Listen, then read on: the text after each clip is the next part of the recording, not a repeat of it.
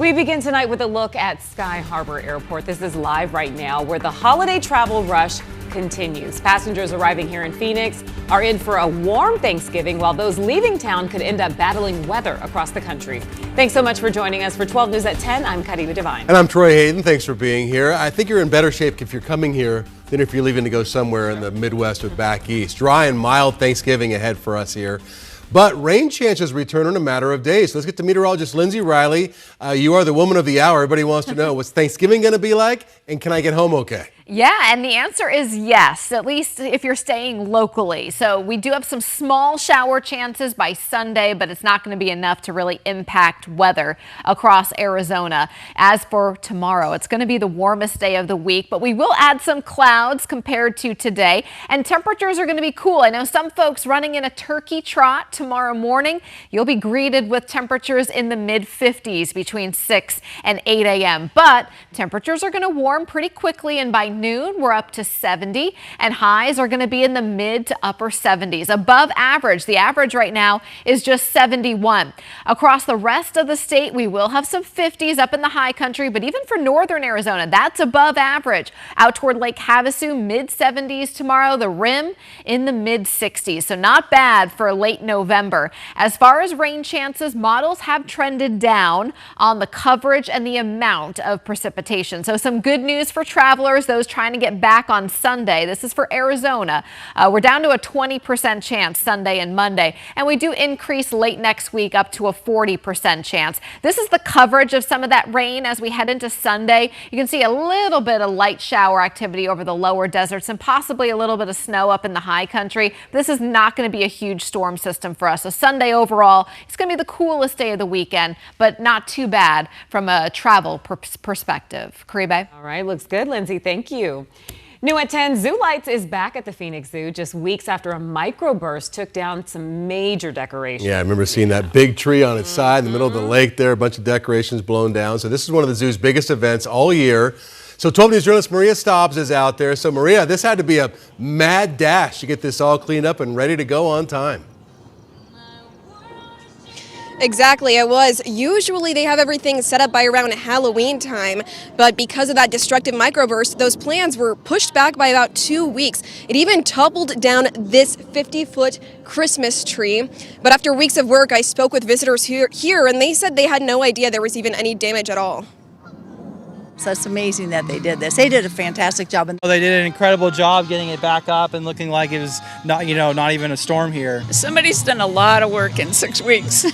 Hundreds of families rolled in, walking past giant animal lanterns and more than 4.5 million lights. I think it's really pretty. I'm enjoying it. The lights, like the Christmas themes, like the red and white lights and green lights all combined. Also the lights within all the trees and stuff like that is really cool. There's also photos with Santa. Okay, here we go. A chat with Django the giraffe and swings at the Glow Garden.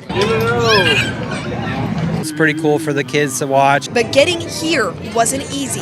It was a little gray there for a while. Justin Davis, Zoolights production manager, watched the microburst hit in October. It was literally about 4 minutes long, and it devastated the zoo. No animals or staff were hurt, but the zoo closed for 3 days to repair. We lost some trees, lost some armatures. Sky 12 flew over the damaged light tunnel and the fallen Christmas tree. It going down was a big deal. I mean, we have to crane that thing in. We can't lift a 50-foot tree. But with some perseverance, we couldn't be the ones that slacked. And some creativity, like installing this cactus light sculpture in the gaps of the fallen trees. We just had to get it done, and we did.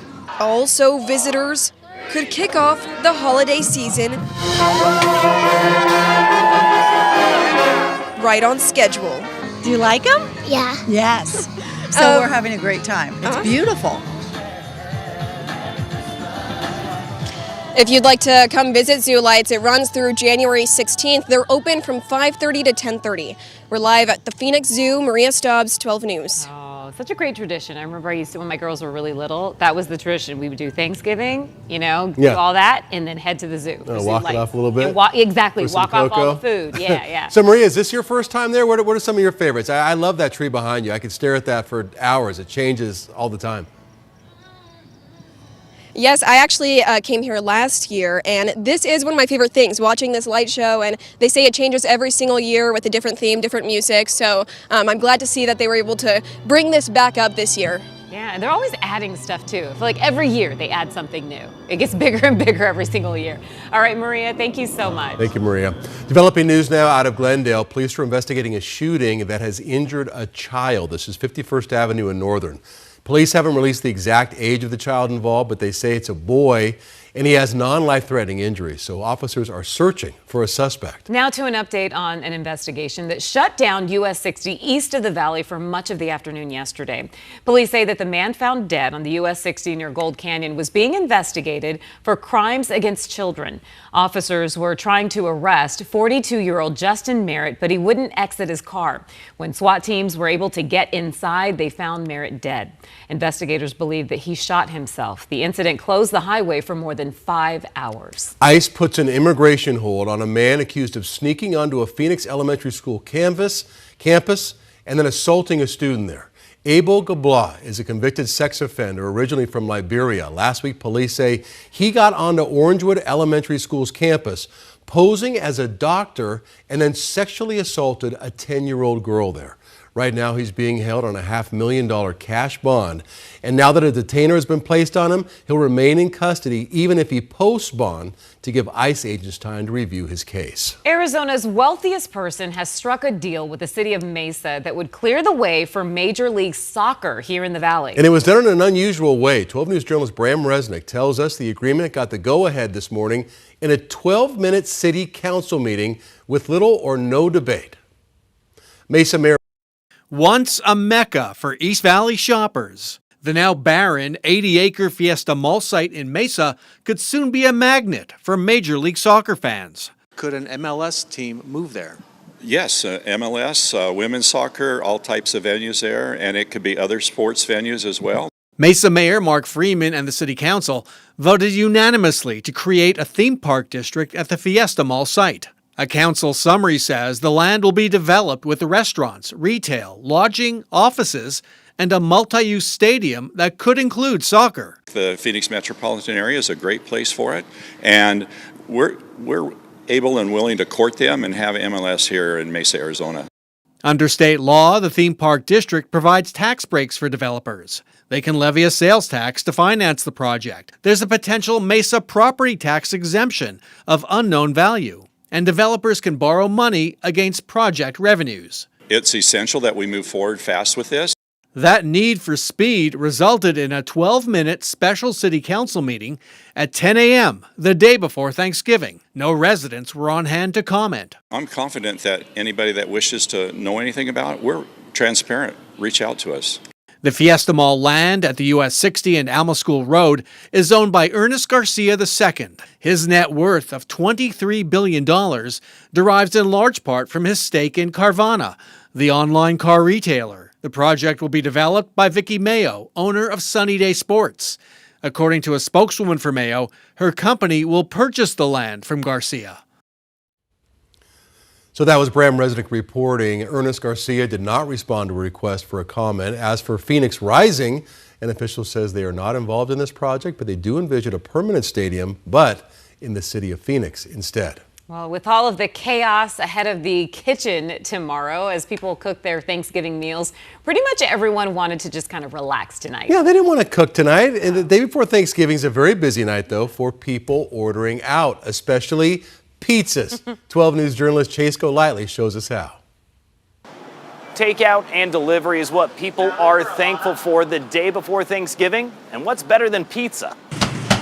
Everyone had a different kind of pie on their mind the day before Thanksgiving. And they got a lot of it. You got a couple different pizzas here. What did you order? What didn't I order? I think veggie, meat lovers, cheese, pepperoni. Pizza shops all across the valley and beyond Something here to go. To go. are slammed with customers because no one wants to cook the day before a Thanksgiving feast. This is just the easiest option, and, you know, hey, everyone's happy with pizza. I have made probably 10 different dishes.